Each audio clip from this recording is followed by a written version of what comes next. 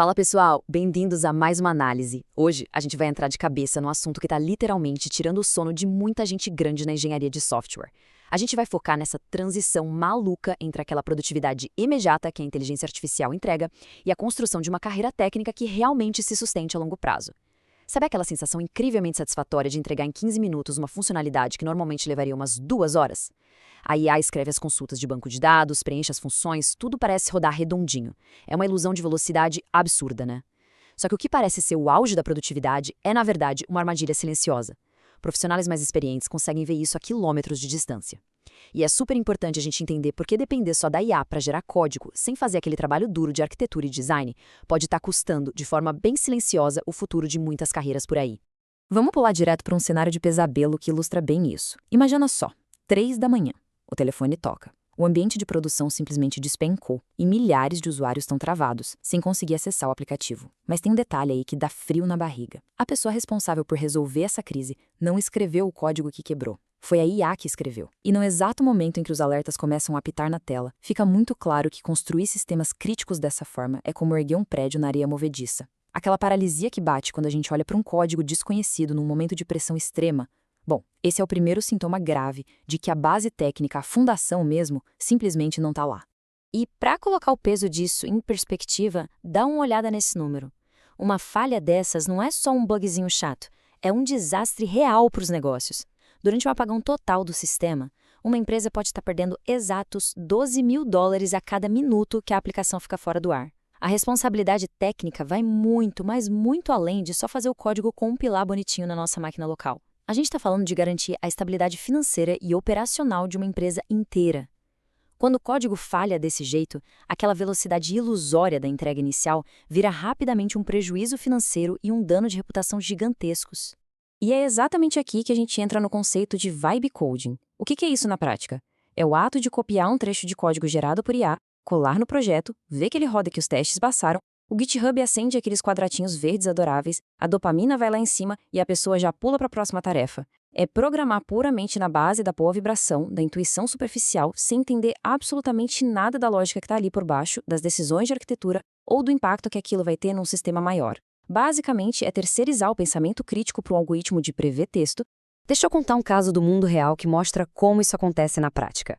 Teve uma equipe que precisava fazer uma barra de buscas com aquele autocompletar, sabe? A IA construiu tudo em um dia só. O negócio ficou lindo, resultados instantâneos, uma interface super limpa, foi aprovado e subiu para produção. 2 semanas depois, chegou a Black Friday. O tráfego veio com tudo. Em exatos 4 minutos, o banco de dados entrou em colapso total. O uso da CPU cravou em 100%, o checkout caiu e as vendas simplesmente zeraram. Uma funcionalidade que parecia impecável nos testes isolados acabou destruindo a infraestrutura quando foi colocada sob carga real.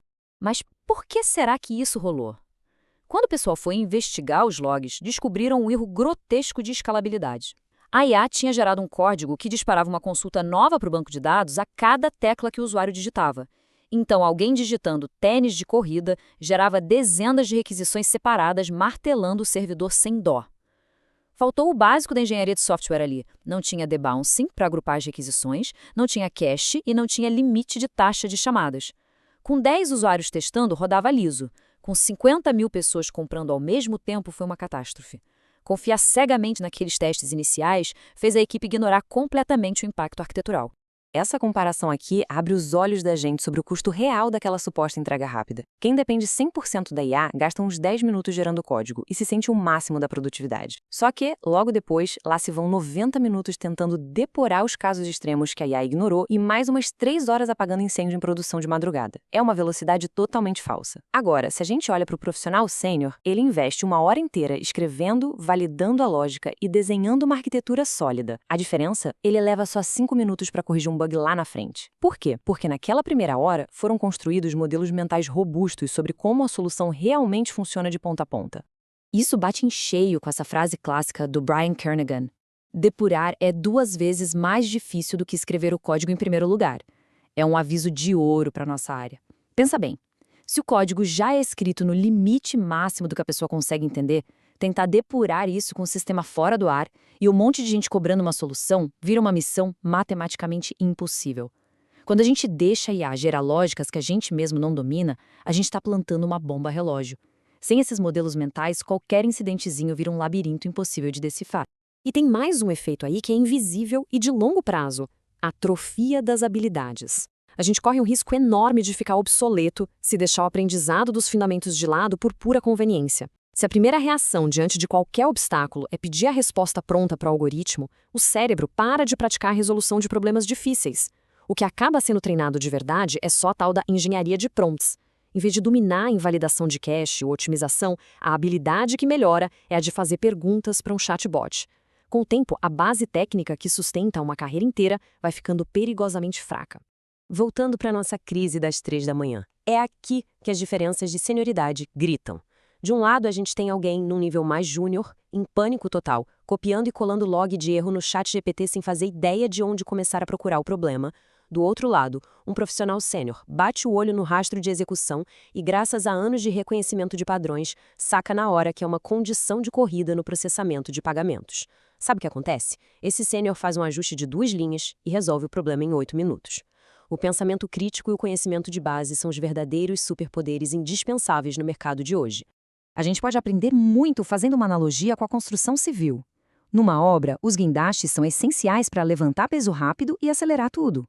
Mas o guindaste não calcula a estrutura para aguentar ventos fortes, nem despeja o concreto que forma a base do prédio, concorda? A inteligência artificial é exatamente esse guindaste virtual, uma ferramenta de automação incrível.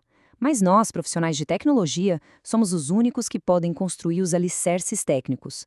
Terceirizar a fundação estrutural de um sistema para uma máquina é pedir para o prédio inteiro desabar na primeira tempestade que aparecer. Então, qual é a abordagem certa? Vamos dar uma olhada no manual do sênior e descobrir como os mestres realmente usam a IA no dia a dia. O grande pulo do gato aqui é estabelecer limites absurdamente claros. Quem tem experiência de verdade usa a IA para pular a parte chata.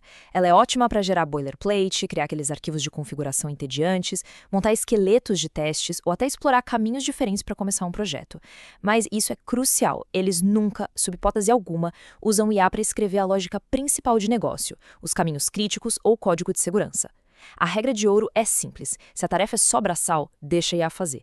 Mas se exige decisão de arquitetura, esse esforço intelectual não pode ser automatizado nunca. Sabendo de tudo isso, vamos ver o caminho para a maestria. Como a gente transforma isso num plano de ação de carreira na prática? Olha só esse checklist de auditoria em 5 passos. É como um filtro de qualidade de sobrevivência para quem quer evoluir com segurança. Passo 1. Entender o problema e as restrições com muita profundidade antes de digitar uma única linha. Passo 2. Desenhar a arquitetura da solução na mão, pensando nas integrações. Passo 3. Aí sim jogar a IA no jogo para acelerar a digitação. Passo 4. Revisar cada linha gerada com um olho super crítico, procurando problemas de lógica. E o passo 5. A prova de fogo. Você consegue explicar detalhadamente cada decisão técnica ali, caso passe por um code review rigoroso? Se a resposta for não, apaga tudo e refaz.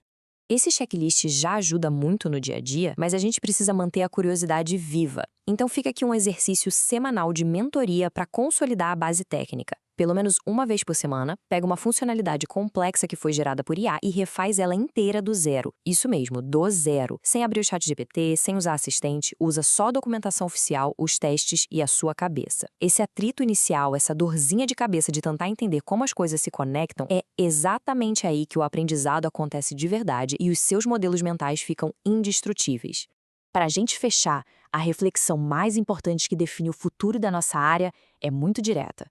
A tecnologia não vai parar, ela vai acelerar cada vez mais.